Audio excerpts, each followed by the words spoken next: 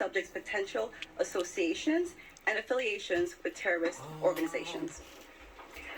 Weapons and potential improvised explosive devices, IEDs, were located in the subject's vehicle. Other potential IEDs were also located in the French Quarter. As of now, 2 IEDs have been found and rendered safe.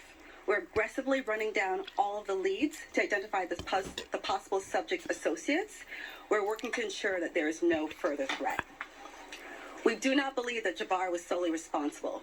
We're aggressively running down every lead, including those of his known associates.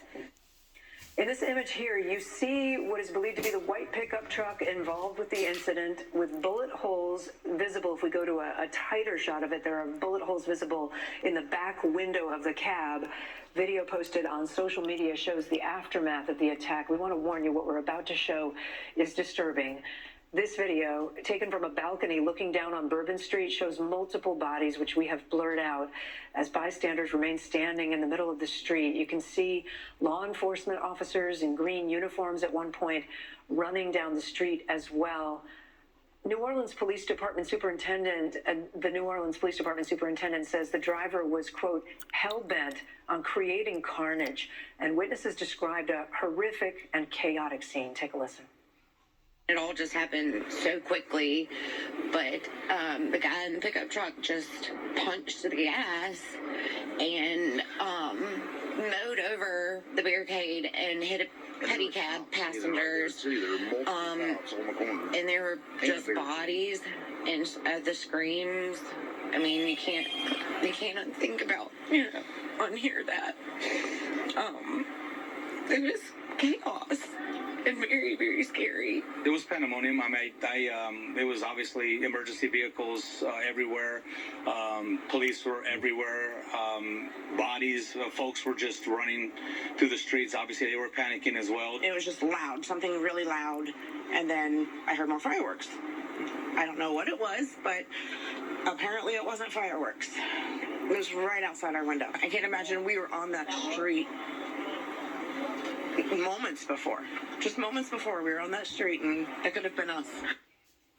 The White House says President Biden continues to be briefed on this incident. He's been in touch with the mayor of New Orleans. This all unfolded, of course, on the day that was supposed to be the day of the Sugar Bowl, a major college football playoff game at the New Orleans Superdome.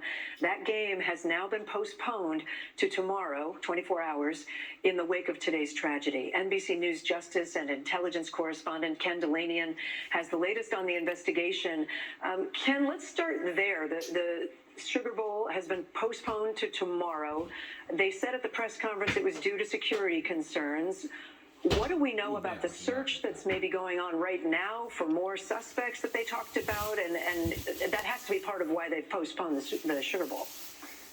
It absolutely was, Kate. But I have some new information since the last time we talked that unfortunately is going to muddy the waters even further. I had a conversation with a law enforcement source after we just spoke on the air, and other colleagues have done the same. And what we're hearing now is that this idea that they were looking at a video that potentially showed other people planting the 2 IEDs that were found in New Orleans, that may have been a misunderstanding, that those may have been just bystanders.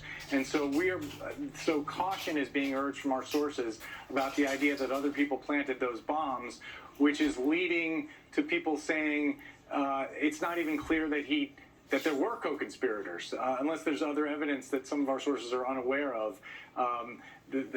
My source was just raising the possibility that he did act alone after all, and so this may have been a misreading of some evidence. I think the bottom line here is that it appears that this is a chaotic situation, a lot of information flying around, a lot of evidence being analyzed, particularly video evidence, and they just don't appear to know. That would explain the sort of mixed messages we got from that news conference where some of the officials definitively said, we're going after bad people, we think there are other people out there. You heard the assistant special agent in charge say, we don't believe he acted alone, but then they didn't provide any evidence about the basis for that belief or the identities of these other alleged co-conspirators. And let's not forget, that same assistant special agent in charge this morning, the first thing she said was this was not a terrorist attack, which turned out to be wrong. So I think we just need to be cautious here, and as we try to understand what exactly they're saying, what we know for sure is that This man, who is now dead, drove his F-150 or